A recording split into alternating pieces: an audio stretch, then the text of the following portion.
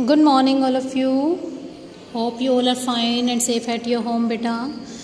We read lesson number 7, the temperate grassland, the prairies. In this lesson, we read location, land surface, climate of prairies. Now we will read its natural vegetation.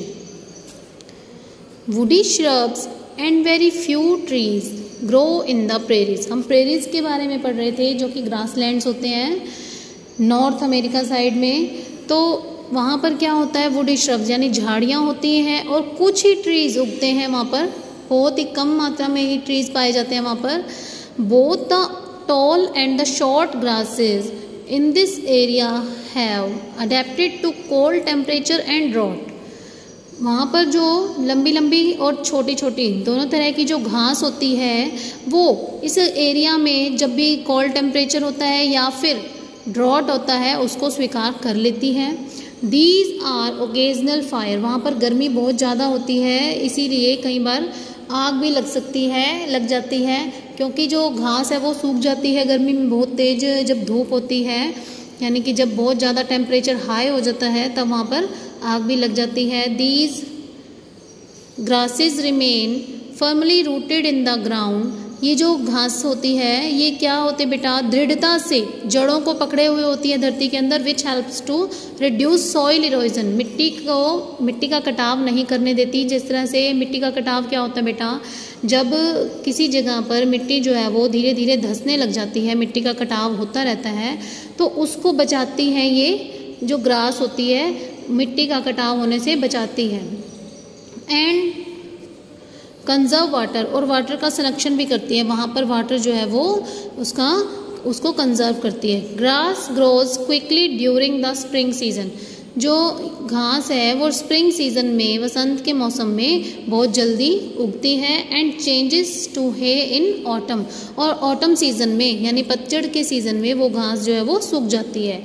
Some example of vegetation, वनस्पति के जो कुछ example हैं यहाँ पर जो उगती हैं in temperate grassland include, in grassland में जो शामिल होते हैं ग्रास, वो कौन सी है वेजिटेशन, बफेलो ग्रास, कैक्टी,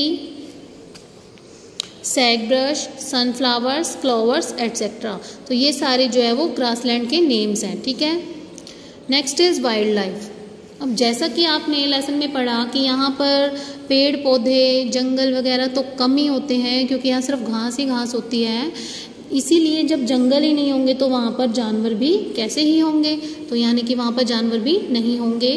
तो since the region doesn't have thick forest, क्योंकि आप जानते हो इस क्षेत्र में ज़्यादातर फॉरेस्ट नहीं होते, एंड लार्ज ट्रीज, बड़े बड़े पेड़ भी नहीं होते। We do not find wild animals over there, इसीलिए यहाँ पर वाइल्ड एनिमल्स भी नहीं मिलते हैं। However there is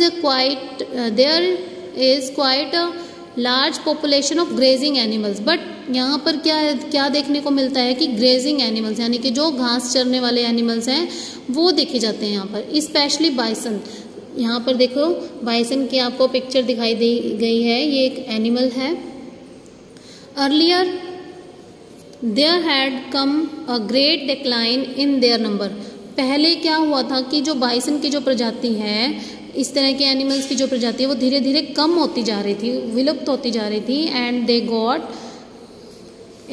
got very close to extinction, यानी विलुप्त, एक्सटिंक्शन मीन्स विलुप्त होती जा रही थी, बिल्कुल ही समाप्त होती जा रही थी। इस तरह के जानवर बिल्कुल ही नहीं दिखाई देते थे। But then measures were taken for their conservation, but इनका संरक्षण, इन वाइल्ड एनिमल्स का संरक्षण करने के लिए कुछ मेजर स्टेप्स उठाए गए।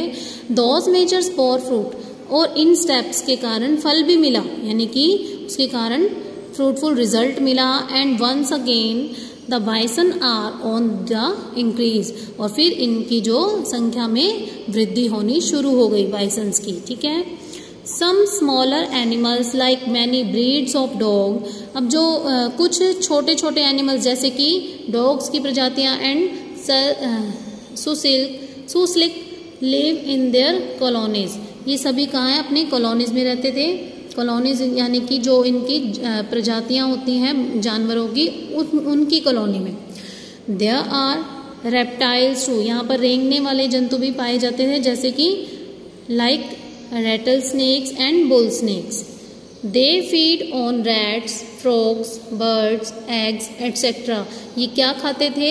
ये रेप्टाइल्स रैट, फ्रॉग, बर्ड्स और एग्स को खाते थे।